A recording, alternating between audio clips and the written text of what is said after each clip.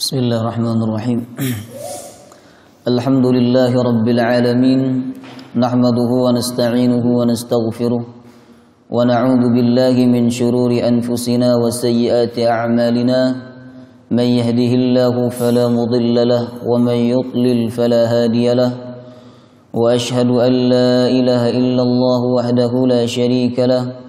وأشهد أن محمدا عبده ورسوله لا نبي ولا رسول بعده اللهم صل على سيدنا محمد وعلى آله وصحبه وبارك وسلم أجمعين قال الله تعالى في القرآن الكريم وهو أصدق القائلين يا أيها الذين آمنوا اتقوا الله حق تقاته ولا تموتن إلا وأنتم مسلمون يا أيها الذين آمنوا اتقوا الله وقولوا قولا سديدا يصلح لكم أعمالكم ويغفر لكم ذنوبكم ومن يطع الله ورسوله فقد فاز فوزا عظيما اللهم إنا نسألك علما نافعا ورزقا طيبا وعملا متقبلا اللهم إنا نعوذ بك من علم لا ينفع وقلب لا يخشع وعمل لا يرفع ودعاء لا يسمع اللهم أنت يا ميسر يسر أمورنا أمور الدنيا والآخرة آمين يا رب العالمين. Hadirin hadirat Bapak Ibu jamaah salat subuh Masjid Al-Barakah, Assalamualaikum warahmatullahi wabarakatuh. Alhamdulillah, kita bersyukur kepada Allah Subhanahu wa taala.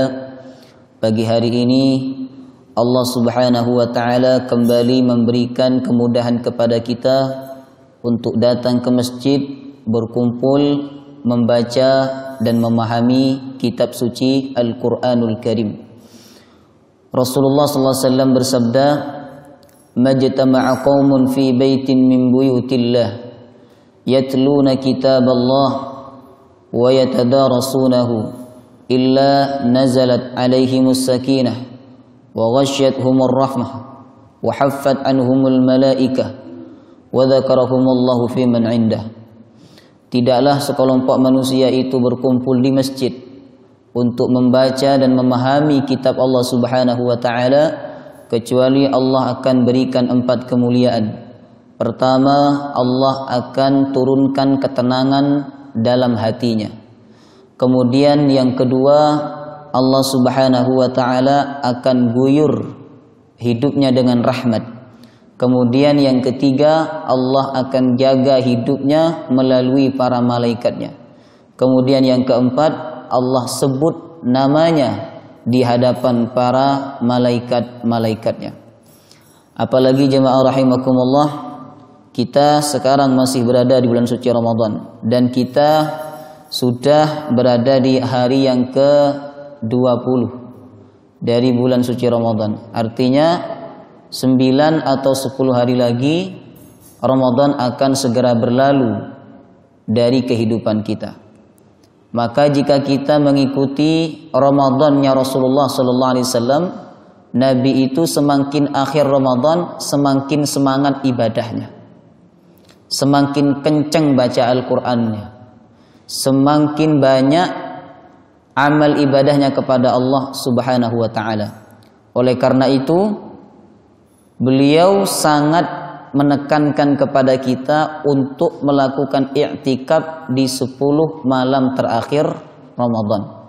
Dan insya Allah nanti malam masuk maghrib kita sudah memasuki 10 malam terakhir dari bulan Ramadan.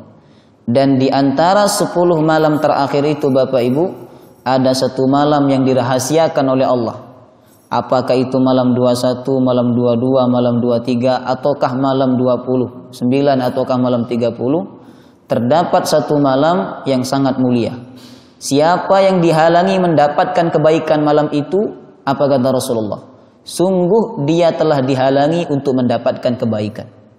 Maka jemaah rahimakumullah, marilah kita berdoa kepada Allah bersungguh-sungguh untuk menghidupkan 10 malam terakhir Ramadan. Pertemuan pagi hari ini kita akan kembali membaca kisah, memahami dan mengambil pelajaran. Karena kisah bagaimanapun jemaah rahimakumullah sangat penting untuk mengaktifkan otak kita. Kalau lampu ini mati, maka cara menghidupkannya tinggal dipencet tombol stop kontaknya. AC tidak menyala, tinggal dipencet remote-nya. Otak tidak aktif, otak tidak menyala, maka cara mengaktifkan otak itu salah satunya adalah dengan kisah. Membaca atau mendengarkan kisah, kemudian otak nanti yang akan mengambil pelajarannya sendiri. Maka pertemuan pagi hari ini jemaah rahimakumullah, kita akan kembali membaca dan mengambil hikmah kisah ya. Dan kisah kali ini yang akan kita bahas adalah kisahnya Nabi Zakaria alaihissalam. Kisah Nabi Zakaria akan kita bahas melalui surah yang saya baca tadi ketika sholat subuh. Surah apa tadi yang saya baca? Surah Maryam. Baik. Dikatakan surah Maryam karena di dalam surah ini ada kisah tentang Maryam.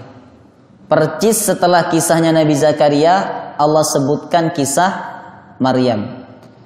Maryam Bapak Ibu bukan bahasa Arab, tapi bahasa Ibrani. Maryam artinya wanita yang taat kepada Allah. Karena memang ibunya ketika hamil, ibunya Maryam bernama Hanna, istri dari Imran. Ketika hamil, dia ingin anak itu menjadi sosok yang mengabdi di masjid. Nah, anggaplah kalau sekarang masjid ya. Ibunya ingin anak itu menjadi takmirnya masjid, menjadi marbotnya masjid, tukang imamnya dan seterusnya. Maka ketika lahir, anak itu diberi nama Maryam. Maryam artinya wanita yang taat kepada Allah. Kemudian Maryam dengan Nabi Zakaria punya hubungan keluarga yang cukup dekat. Karena Nabi Zakaria menikahi saudara perempuan dari ibunya Maryam. Jadi ibunya Maryam punya saudara perempuan dinikahi oleh Nabi Zakaria. Berarti Nabi Zakaria dengan Maryam itu apanya? Paman. Baik. Jadi Maryam manggilnya paman kepada Nabi Zakaria alaihissalam. Oleh karena itu jemaah rahimakumullah, ketika Maryam dititipkan oleh ibunya di masjid, yang ditakdirkan dan dipilih oleh Allah untuk merawat Maryam adalah Nabi Zakaria alaihissalam. Itu cara Allah memilih Nabi Zakaria untuk merawat Maryam, caranya dengan mengundi. Jadi ada anak panah yang dilempar oleh orang-orang saat itu. Siapa yang anak panahnya diambil oleh anak kecil, maka dialah yang merawat Maryam. Ternyata anak panah yang diambil adalah anak panah milik Nabi Zakaria alaihissalam. Maka jemaah rahimakumullah, pagi hari ini kita akan bahas surah Maryam yang isinya kita bahas adalah kisah Nabi Zakaria. Kisah ini mengajarkan kepada kita untuk yakin dan tidak merubah keyakinan kita bahwa Allah itu Maha Kuasa. Allah melakukan apa saja yang Dia kehendakinya dan cukup mengatakan kun fayakun. Idza aradallahu syai'an ay yaqula lahu kun fayakun. Bisa saja menurut akal sesuatu itu tidak terjadi. Tapi dalam kekuasaan Allah tidak ada yang mustahil. Anta turid ana urid wallahu yaf'alu ma yurid. Saya ingin, panjenengan ingin, Allah melakukan apa yang Dia kehendaki. Kemudian yang kedua, kisah ini mendidik kita untuk tidak putus asa dalam berdoa kepada Allah. Karena Allah tidak pernah mengecewakan doa hambanya. Mari kita baca kisah ini mulai dari ayat pertama. Bismillahirrahmanirrahim. Kisah ini jemaah rahimakumullah dibuka oleh Allah dengan kalimat kaf ha ya ain shad. Orang yang tidak pernah belajar Al-Quran kepada seorang guru, dia hanya membaca teori, maka kalimat ini bisa saja dia baca kaf ya aso, karena harkatnya fathah. Secara teori harkat fathah itu dibaca a. Tapi kalau orang belajar Quran, talaki kepada seorang guru, dia tidak akan membaca demikian. Karena ini bukan kalimat, ini huruf terpotong. Maka cara bacanya kaf ha ya ain shad. Allah Subhanahu wa taala kurang lebih ada 20 surat yang dimulai oleh Allah dengan huruf-huruf terpotong. Alif lam mim, kemudian alif lam ra, nun, qaf dan lain sebagainya. Apa tujuan Allah memulai beberapa surat dengan huruf terpotong? Hikmahnya adalah Bapak Ibu bahwa Allah ingin menantang orang-orang yang ragu terhadap Al-Quran, orang-orang yang menuduh Al-Quran itu ucapan Nabi Muhammad. Allah menantang mereka. Wahai kalian yang ragu, coba kalian buat Al-Quran dengan huruf-huruf seperti kaf, ha, ya, ain, shad. Silakan buat, kata Allah. Kalau kalian memang bisa membuat seperti Al-Quran. Dan kalau memang Al-Quran itu buatan Nabi Muhammad, pastinya kalian bisa. Karena kalian dengan Muhammad itu sama-sama manusia. Tapi sampai sekarang tidak ada manusia yang bisa membuat kalimat seindah Al-Quranul Karim. Meskipun bahannya sama, tapi hasilnya berbeda. Kemudian Allah melanjutkan firman-Nya, "Dzikru rahmati rabbik." Ceritakan rahmati rabbik, rahmat Tuhanmu. Rahmat itu ada dua, jemaah rahimakumullah. Pertama, rahmat yang Allah turunkan di dunia. Ketika Allah menurunkan rahmatnya di dunia, maka Allah punya sifat Ar-Rahman. Apa artinya Ar-Rahman? Yang maha pengasih. Karena dia punya sifat maha pengasih, semuanya dikasih. Ngoten. Jadi yang kafir dikasih, yang muslim dikasih, yang tak punya agama dikasih. Semuanya dikasih. Karena apa? Maha pengasih. Ibaratnya panjenengan ngasih makan ikan. Jadi di kolam panjenengan itu ada macam ikan. Ada ikan mas, ada ikan mujair, ada ikan gurami, ada ikan pindang dan seterusnya. Ketika panjenengan ngasih makan, itu tidak mungkin makanannya dibedakan. Oh, ini makanan ikan mujair ya, yang lain tidak boleh makan. Ngoten. Yang ini makanan ikan mas, yang lain tidak boleh makan. Ketika panjenengan ngasih makan, ya sudah, langsung dihamburkan. Demikian pula rahmat yang Allah turunkan di dunia. Allah tidak pilih-pilih. Oh, ini orang kafir tidak dapat rahmat. Oh, ini orang mukmin dapat rahmat. Di dunia semuanya mendapatkan rahmat Allah Subhanahu wa taala. Karena apa? Allah punya sifat Ar-Rahman, Maha Pengasih, maka semuanya dikasih. Ar-Rahim, Allah Maha Penyayang. Allah memang Maha Pengasih, semuanya dikasih. Tapi tidak semuanya disayang. Yang disayang siapa? Hanya orang-orang beriman. Dan itu rahmat Allah di akhirat. Dzikru rahmati rabbik. Sebutkanlah rahmat Tuhanmu yang Allah pernah berikan abdahu kepada hambanya Zakaria. Nabi Zakaria.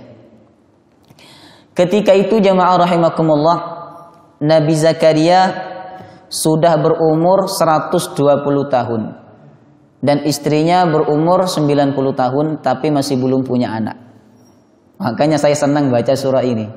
Jadi di mana-mana kalau misalnya imam ya, saya sering baca surah ini jemaah rahimakumullah.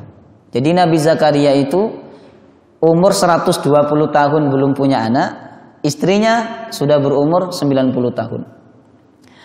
Ketika itu dia pergi ke sebuah tempat namanya mihrab.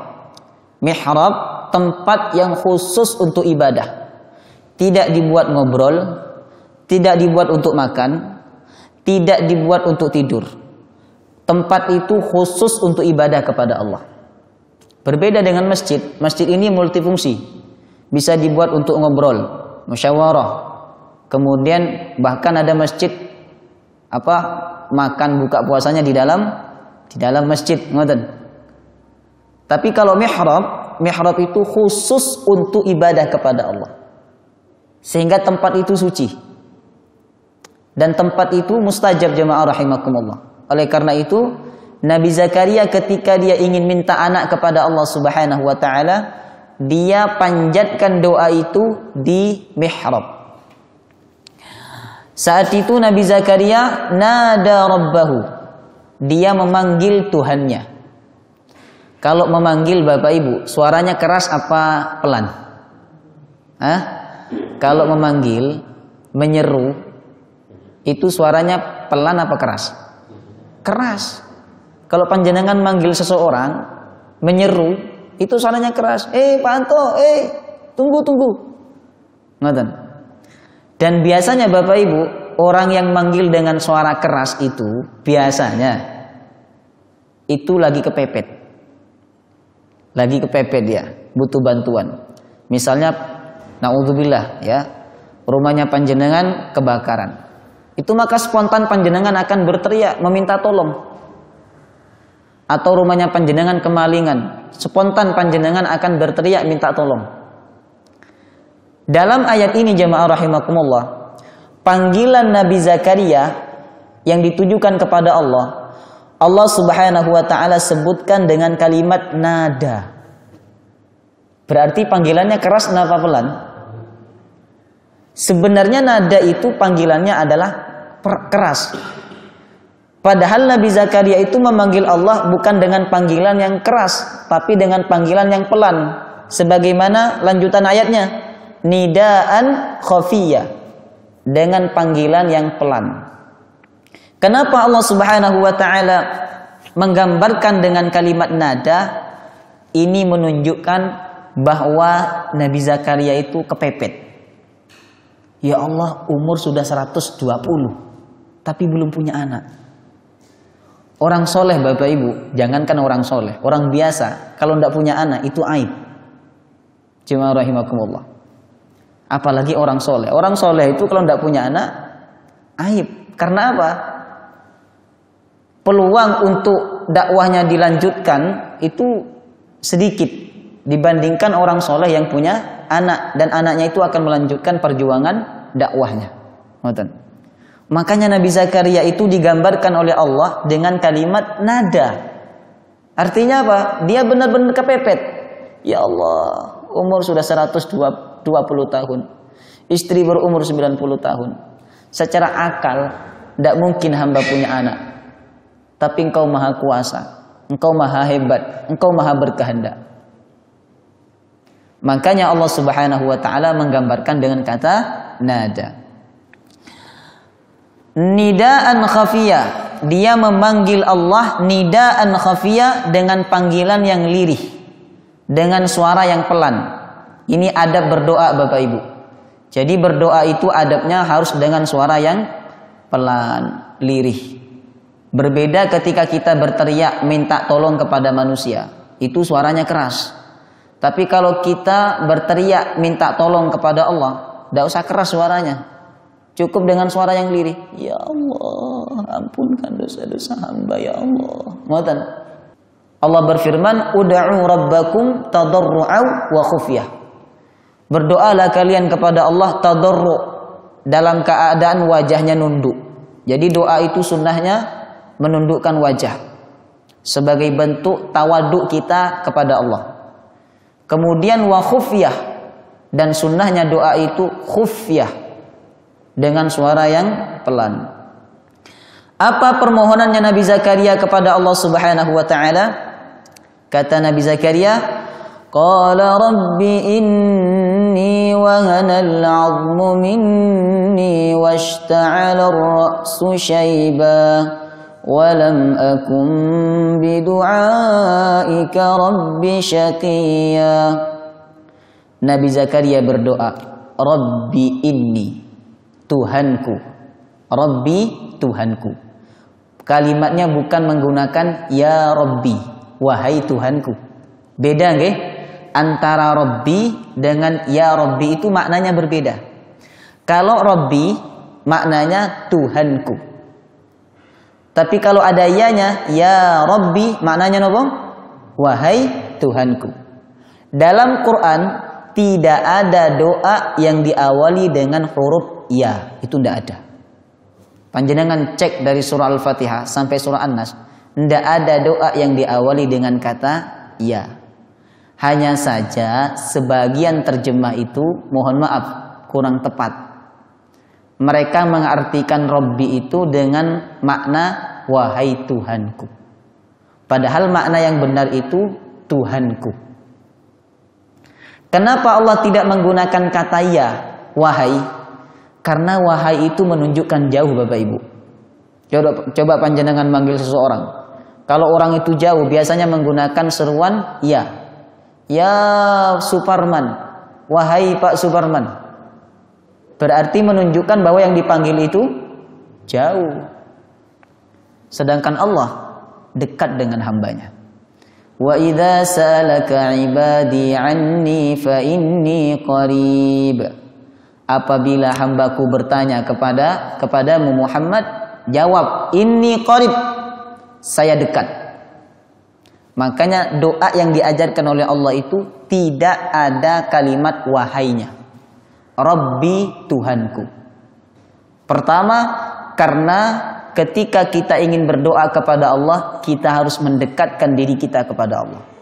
Yang kedua, saat seorang hamba itu berdoa kepada Allah, Allah mendekatkan dirinya kepada hamba itu. Sebagaimana dalam hadits qudsi, wa ana ma'ahu idza da'ani. Aku bersama hambaku apabila hambaku berdoa kepadaku. Maka dalam doa ini jemaah rahimakumullah, Allah Subhanahu wa taala tidak menggunakan kata ya. Langsung disebut Rabbi, Tuhanku. Inni wahanal 'azmu minni. Kata Nabi Zakaria, wahai Rabbi, Tuhanku.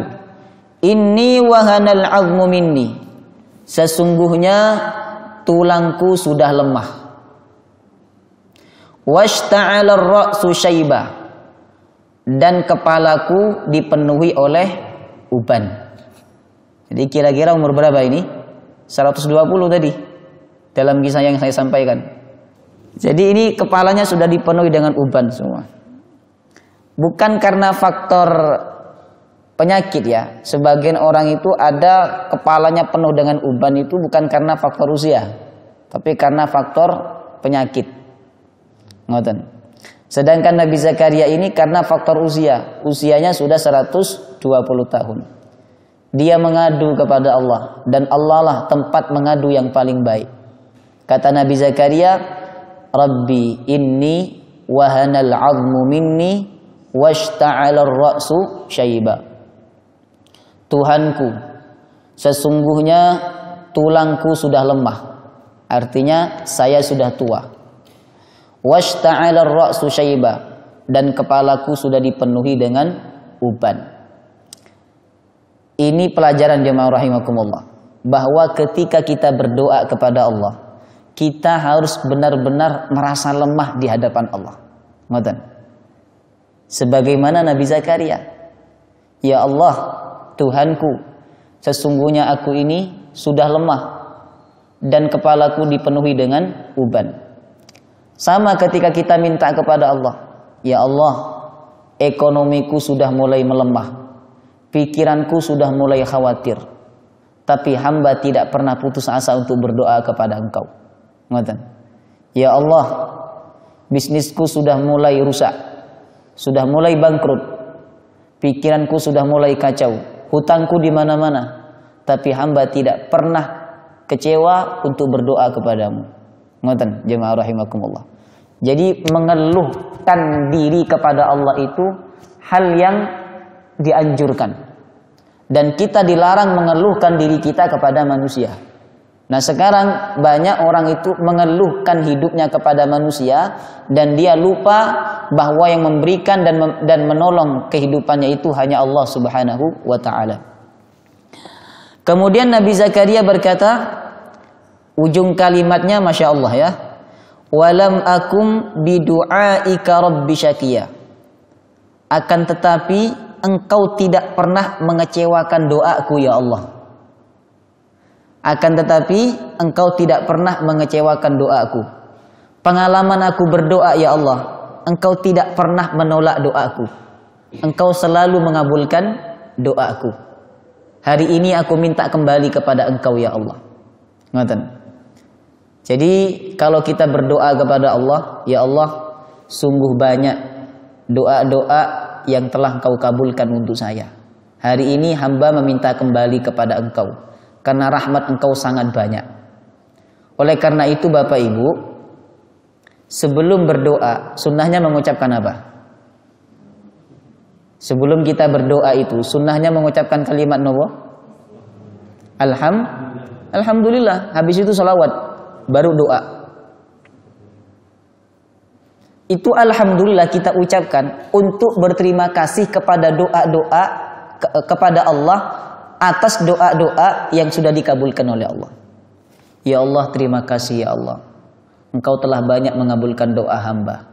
Hari ini hamba kembali meminta kepadamu. Makanya mengucapkan kalimat alhamdulillah. Kemudian jamaah rahimakumullah, Nabi Zakaria berkata, walam akum bidu'aika rabbi syakiya. Ya Allah, tulangku sudah lemah, kepalaku sudah beruban dan dipenuhi dengan uban, tapi hamba tidak pernah kecewa untuk berdoa kepadamu, karena engkau tidak pernah mengecewakan doa hamba. Jadi Allah itu tidak akan pernah mengecewakan doa kita jemaah rahimakumullah. Dikatakan dalam sebuah hadis yang sahih, innallaha hayyun yastahyi min abdihi yamuddu yadaihi. Sesungguhnya Allah Subhanahu wa ta'ala itu punya sifat malu. Dan Allah malu kepada seorang hamba yang sudah menengadahkan tangannya. Wa yarudduhuma sifron. Lalu Allah mengembalikan tangan itu dalam keadaan kosong. Allah malu. Makanya jemaah rahimakumullah, Allah itu tidak akan pernah menyia-nyiakan doa kita. Kalau Allah tidak kabulkan di dunia, Allah akan kabulkan di akhirat. Allah ganti dengan kebaikan-kebaikan. Kalaupun Allah tidak kabulkan apa yang kita inginkan, biasanya Allah kabulkan sesuai dengan keinginan Allah yang lebih baik dari apa yang kita inginkan. Maka jangan malas untuk berdoa kepada Allah. Apalagi di bulan Ramadan. Ramadan ini bukan hanya bulan puasa, bukan hanya bulan Al-Quran, Ramadan juga bulan doa. Banyak orang itu duduk, satu kali duduk baca Quran 1 juz, banyak. Tapi tidak banyak di antara umat Islam ketika duduk berdoa, doanya panjang. Ketika duduk berdoa, doanya pendek. Padahal Ramadan ini peluang besar doa dikabulkan oleh Allah Subhanahu wa ta'ala. Baik, kita lanjutkan. Kemudian Nabi Zakaria berkata, wa inni khiftul mawaliya min warai wa kanat imraati akira fahab li min ladunka waliya. Kata Nabi Zakaria, wa inni khiftul mawali, ya Allah, sesungguhnya aku khawatir sepeninggalanku tidak ada yang mewarisi dakwahku. Sekelas Nabi jemaah rahimakumullah ada sifat khawatir ini. Sekelas Nabi ada rasa takut. Ini pelajaran bagi kita bahwa rasa takut, rasa khawatir itu fitrah manusia. Jangan sampai kita bentur-benturkan dengan takut kepada Allah. Ada orang bilang tidak usah takut corona, takut kepada Allah. Ngoten. Takut itu hanya kepada Allah, jangan takut kepada corona. Ini keliru. Takut kepada corona itu fitrah manusia. Sedangkan takut kepada Allah itu kewajiban seorang hamba kepada Tuhannya. Ngoten. Maka takut, khawatir itu fitrah. Bahkan takut dan khawatir jemaah rahimakumullah bisa menjadi anugerah. Karena apa? Orang itu kalau takut biasanya nyebut nama Allah. Gimana badan? Kalau takut, ketika ada gempa beberapa minggu yang lalu itu, jam 2 siang, bumi digoncang oleh Allah dengan goncangan yang bukan goncangan yang dahsyat. Kalau goncangan yang dahsyat itu hari kiamat. Idza zulzilatil ardu zilzala. Digoncang dengan goncangan yang sangat lembut. Manusia sudah ketakutan. Mereka keluar dari rumahnya. Apa yang disebut oleh mereka? Allah. La haula wala quwata illa billah. Astagfirullah, astagfirullah. Sampai nangis-nangis. Karena apa itu? Takut, jemaah rahimakumullah. Jadi takut itu sebenarnya anugerah dari Allah Subhanahu wa taala. Sehingga dengan takut itu kita menyebut nama Allah. Ngoten. Coba kita ndak takut, kita ndak khawatir. Kita ndak bingung. Susah kita untuk nyebut nama Allah. Makanya saya sering ibaratkan, orang bekerja gajinya jelas bahwa 1 bulan dia akan dapat gaji sekian, dengan orang bekerja tapi penghasilannya belum jelas. Itu akan lebih banyak orang yang penghasilannya belum jelas menyebut nama Allah dibandingkan penghasilan yang sudah jelas. Makanya pernah saya contohkan, tapi tidak semua jemaah rahimakumullah. PNS itu lebih sulit untuk nyebut nama Allah dibandingkan penjual nasi goreng. Mohon maaf yang PNS. Karena Pak, penjual nasi goreng itu ketika dia berangkat, apa kira-kira yang dia sebut? Allah. Ya Allah, mugi-mugi laris. Ngoten. Mugi-mugi laris. Ketika dia duduk, dia berharap kepada Allah. Ya Allah, semoga orang yang lewat itu mampir. Ngoten. Karena apa? Belum jelas penghasilannya. Tapi ketika orang itu sudah jelas penghasilannya, sebulan dapat sekian, masuk ke rekening, udah biasa itu Bapak Ibu. Biasa. Dia baru mengatakan rizki kalau dia dapat di luar dari itu. Alhamdulillah saya dapat rizki. Yang dimaksud rizki itu biasanya di luar dari gajinya. Padahal gajinya itu rizki besar dari Allah Subhanahu wa ta'ala. Jadi jemaah rahimakumullah, khawatir, takut, itu bisa berupa anugerah dari Allah supaya kita menyebut nama Allah Subhanahu wa ta'ala. Maka Nabi Zakaria berkata, wa inni khiftul mawaliya min warai. Sesungguhnya aku khawatir sepeninggalanku tidak ada yang mewarisi dakwahku. Maka Nabi Zakaria berdoa, fahabali min ladunka waliya. Ya Allah, anugerahkan kepadaku anak dari sisimu. Yarithuni wa yarithu min ali Ya'qub. Yang mewarisi dakwahku dan dakwahnya Nabi Ya'qub. Jadi anak yang paling baik Bapak Ibu, anak yang mewarisi kebaikan orang tuanya, bukan yang mewarisi harta orang tuanya. Kalau mewarisi harta orang tuanya udah banyak, tapi yang mewarisi kebaikan orang tuanya itu tidak banyak. Maka orang tua yang paling baik itu bukan orang tua yang mewariskan harta kepada anaknya, tapi orang tua yang paling baik itu orang tua yang mewariskan kebaikan kepada anaknya. Ketika anak itu melanjutkan kebaikan orang tuanya, maka orang tuanya mendapatkan pahala yang mengalir. Jemaah rahimakumullah. Maka didik anak kita untuk taat kepada Allah. Merekalah yang akan melanjutkan sujudnya kita kepada Allah. Didik mereka untuk melanjutkan puasa kita. Didik mereka untuk melanjutkan sholat kita. Didik mereka untuk melanjutkan perjuangan kita. Didik mereka untuk melanjutkan kita ini senang ke masjid. Didik mereka agar kita mendapatkan pahala yang terus mengalir. Maka anak yang paling baik itu adalah anak yang mewarisi kebaikan orang tuanya. Maka Nabi Zakaria meminta kepada Allah, yarithuni wa yarithu min ali Ya'qub. Ya Allah, anugerahkan kepadaku anak yang mewarisi dakwahku dan mewarisi dakwahnya Nabi Ya'qub. Kemudian ujung doanya jemaah rahimakumullah, perhatikan. Waj'alhu rabbi radiyah, dan jadikanlah anak itu mendapatkan ridhomu. Ini yang penting.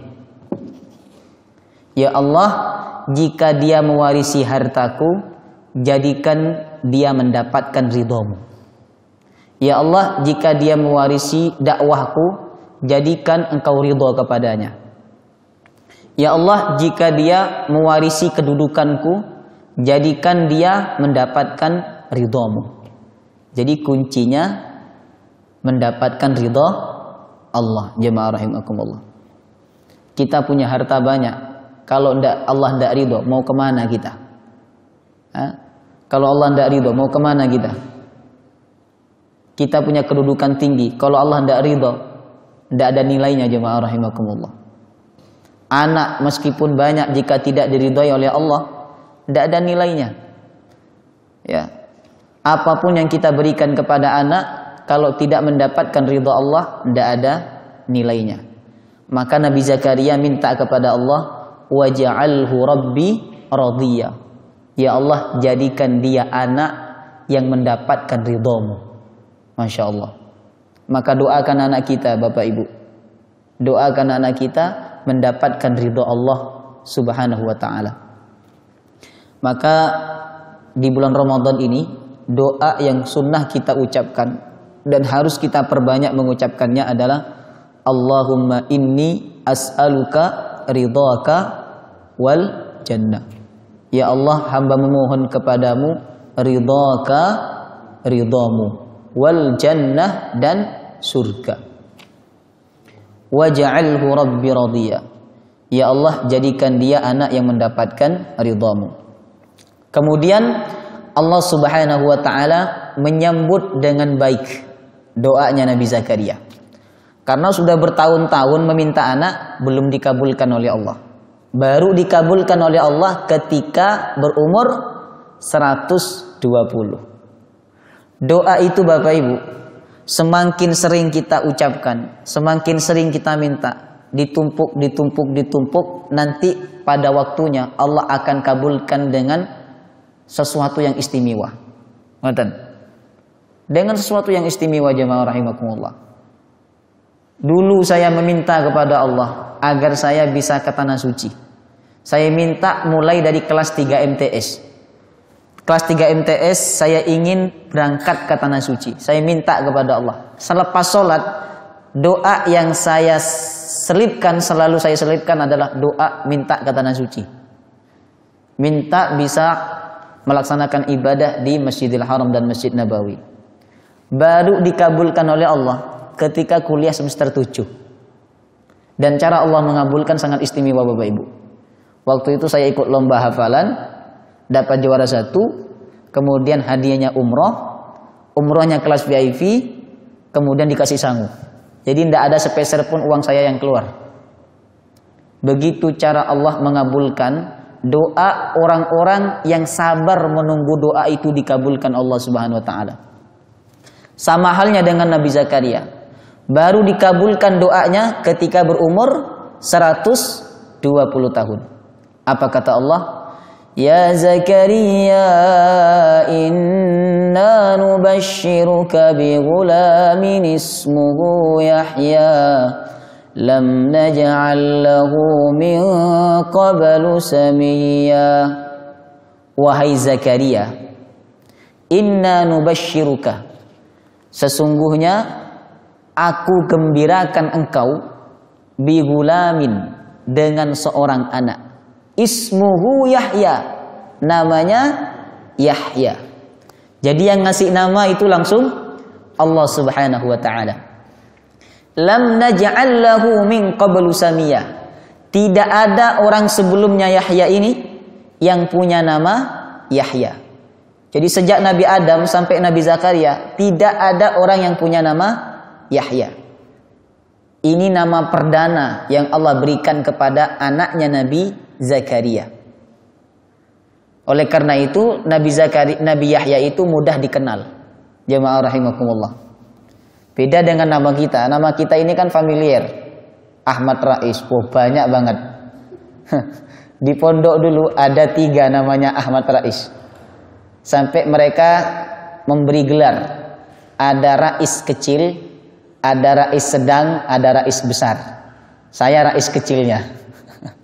Jemaah rahimakumullah. Ngoten.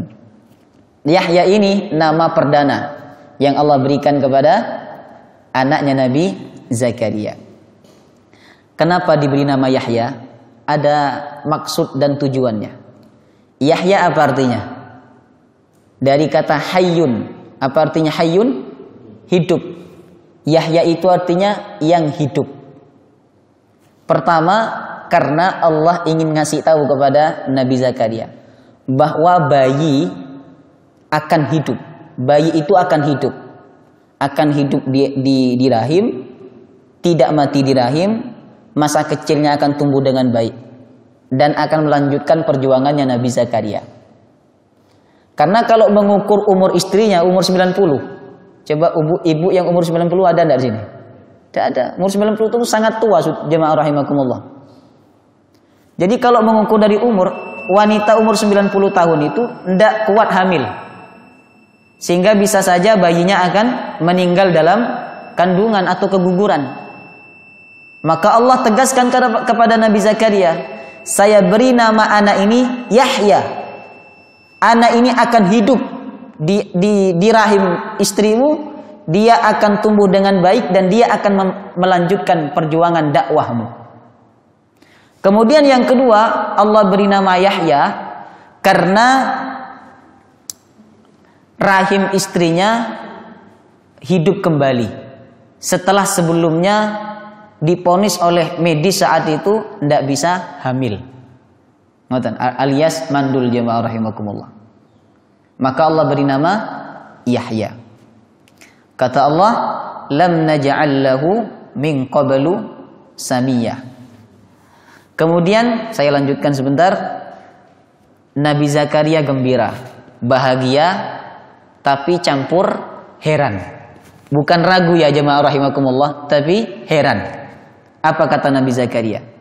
Qala rabbi anna yakunu li ghulamun wa kanat imraati 'aqira wa qad balaghtu minal kibri 'itiya.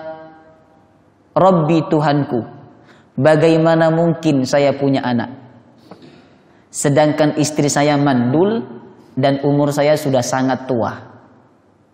Apa kata Allah? Qala kadzalik. Demikian, kalau diukur secara akal, memang kamu tidak akan punya anak. Kalau diukur secara kebiasaan, memang kamu tidak akan punya anak. Tidak ada orang umur 120 tahun itu kemudian punya anak. Tidak ada. Jemaah rahimakumullah. Istri seorang wanita umur 90 tahun bisa mengandung, bisa hamil itu secara kebiasaan tidak ada. Tapi apa kata Allah? Perhatikan jemaah rahimakumullah.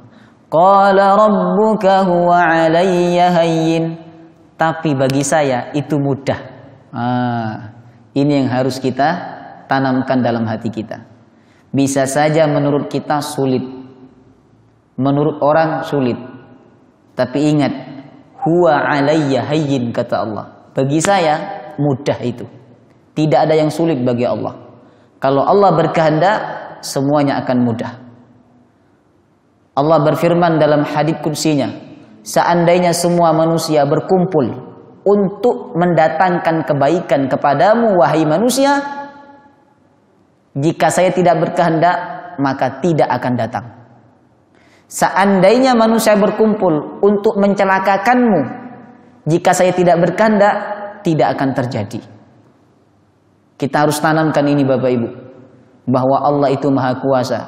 Idza aradallahu syai'an ayyaqula lahu kun fayakun. Qala rabbuka huwa 'alayya hayyin. Bagi saya, kata Allah, hayyin, mudah, enteng, ringan. Wa qad khalaqtuka min qablu wa lam taku syai'a. Bukankah aku telah menciptakan kamu, wahai Zakaria, dari sebelumnya tidak ada menjadi ada. Aku ciptakan engkau dari, mohon maaf, sperma yang tidak bisa berbuat apa-apa, tidak bisa berbicara, tidak bisa melakukan apa-apa. Tapi kemudian saya ciptakan menjadi makhluk, menjadi manusia yang bisa berbicara. Bisa bikin masjid, bisa bikin mobil, bisa bikin kendaraan, bisa bikin jembatan dan seterusnya. Apalagi untuk memberikan anak kepadamu. Sangat mudah. Jemaah rahimakumullah. Kemudian Nabi Zakaria minta bukti, minta tanda. Sebab dulu tidak ada USG. Kalau sekarang kan misalnya, sepertinya saya hamil mas, biasanya dibawa ke dokter ya toh, di USG. Oh iya benar ibu sedang hamil, udah 2 minggu. Kalau dulu tidak ada USG. Sehingga untuk memastikan bahwa istrinya Nabi Zakaria itu hamil, maka Nabi Zakaria minta tanda kepada Allah. Apa kata Nabi Zakaria? Qala rabbi ja'alli ayah. Ya Allah, datangkan tanda kepadaku sebagai pertanda bahwa istriku hamil. Apa kata Allah? Qala ayatuka alla tukalliman nasa thalatha layalin sawiya. Tandanya kamu tidak bisa berbicara selama 3 hari 3 malam. Bukan karena kamu sakit, tapi itu sebagai tanda bahwa kamu akan punya anak dan istrimu hamil. Ngoten. Jadi selama 3 hari 3 malam Nabi Zakaria tidak bisa bicara. Sejak saat itulah kemudian Nabi Zakaria yakin dan mantap bahwa istrinya hamil. Jemaah rahimakumullah. Inilah pelajaran yang harus kita petik, bahwa Allah itu tidak akan pernah menyia-nyiakan permohonan hambanya. Apa yang mustahil menurut akal, apa yang tidak mungkin menurut kebiasaan, kalau kita kuat berdoa kepada Allah dan sabar menunggu doa itu dikabulkan oleh Allah, insya Allah semuanya akan dimudahkan oleh Allah subhanahu wa ta'ala. Innallaha ala kulli syai'in qadir. Sesungguhnya Allah maha kuasa atas segala sesuatu. Maka bersandarlah kepada Allah, karena Allah yang kuasa. Jangan bersandar kepada manusia, manusia akan mati. Jangan bersandar kepada pohon, pohon akan roboh. Tapi bersandarlah kepada Allah. Allah ala kulli syai'in qadir. Wallahu ta'ala a'lam bis-shawab. Subhanakallahumma wa bihamdika ashhadu an la ilaha illa anta astaghfiruka wa atubu ilaik. Wassalamu alaikum warahmatullahi wabarakatuh.